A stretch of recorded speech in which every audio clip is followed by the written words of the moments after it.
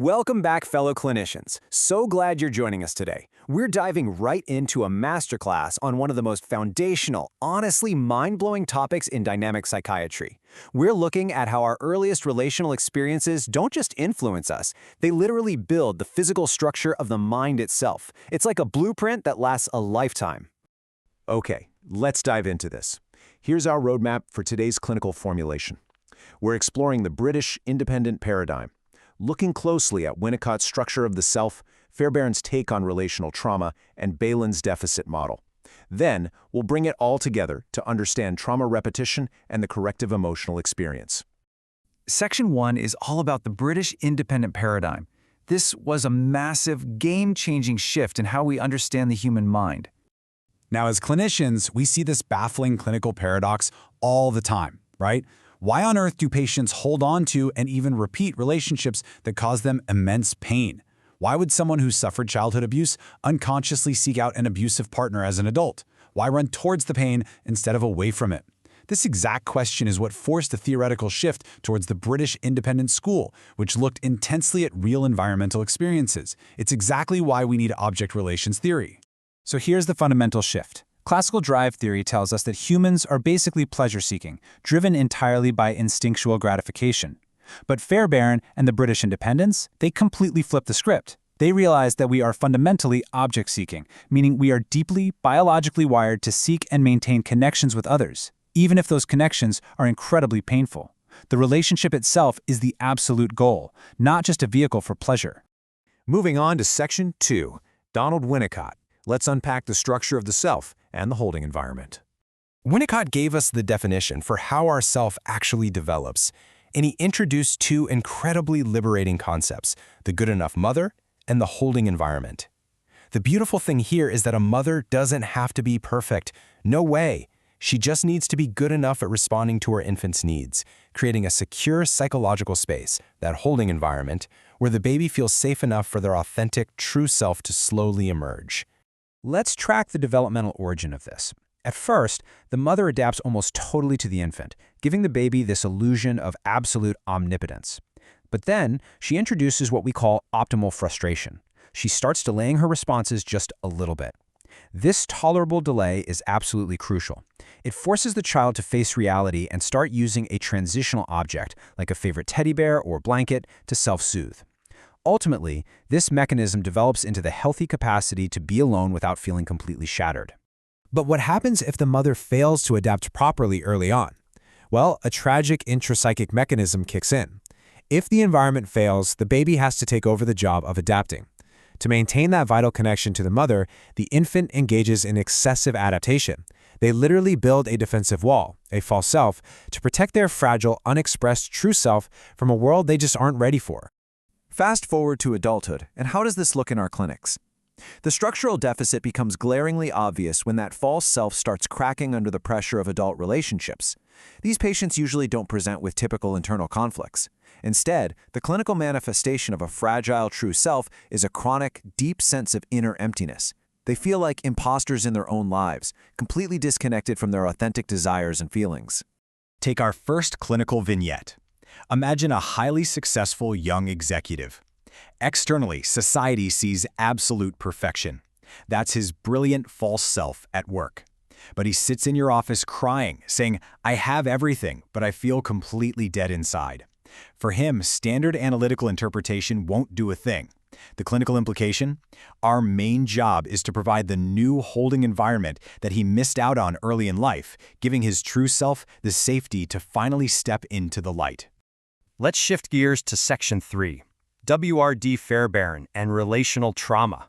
While Winnicott looked at a mismatched environment, Fairbairn mapped out the devastating intrapsychic mechanism of severe relational trauma. Think about it. When a child is abused or neglected, they can't just leave. Biologically, they desperately need that caregiver to survive. So how does the mind cope? The child internalizes the bad objects, the toxicity of the caregiver, into themselves. By taking on the blame, the child creates an illusion of control, and this internalized pattern gets unconsciously projected onto all their future relationships. And this brilliantly illustrates a dark truth. For a child surviving relational trauma, predictability is literal survival. That is why familiar pain feels psychologically safer than unfamiliar love.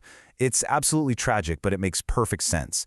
They will maintain that attachment at all costs, even to a caregiver who hurts them, because the unknown is far more terrifying than the pain they already know.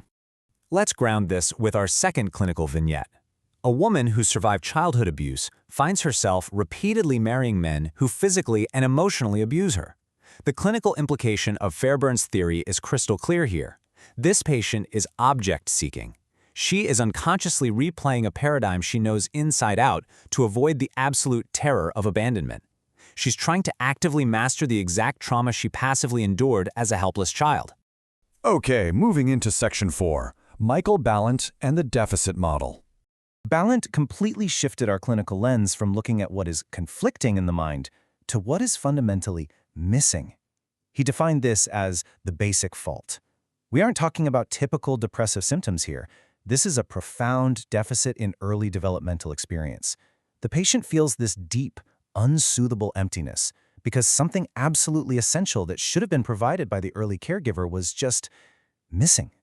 The therapeutic implications here are massive. In the traditional conflict model, your goal is to interpret the structural clash of drives in the mind. But guys, you cannot interpret a deficit. You can't interpret an empty space.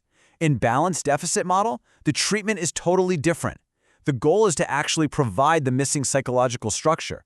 The therapist has to become that developmental structure and tolerate the patient's regression. Which brings us to clinical vignette number 3, a schizoid patient who is profoundly isolated and withdrawn. He isn't dealing with eatable guilt. He feels structurally incomplete. When treating him, the clinical implication is that you, the therapist, might have to sit in total silence for weeks. It's not standard resistance. The patient needs you to tolerate that emptiness without demanding a response, until their true self feels safe enough to finally speak. Now for Section 5, Integration. Let's pull this all together to understand the repetition of trauma. Now, what's really interesting about this slide is the neurobiology backing this up. Brain scans actually prove these psychodynamic theories. The psychological internalization of early trauma has a clear biological footprint, often encoded right in the right orbit of frontal cortex during critical phases of brain development. Broken relationships literally build the neural anatomy of the mind itself. So let's answer our opening paradox. Because these internal object relations are hardwired into our biology, patients unconsciously scan the world and select partners who perfectly match the bad objects in their minds. They aren't looking to suffer. They are attempting to actively master their childhood trauma, staying in abusive dynamics for that crucial sense of predictability.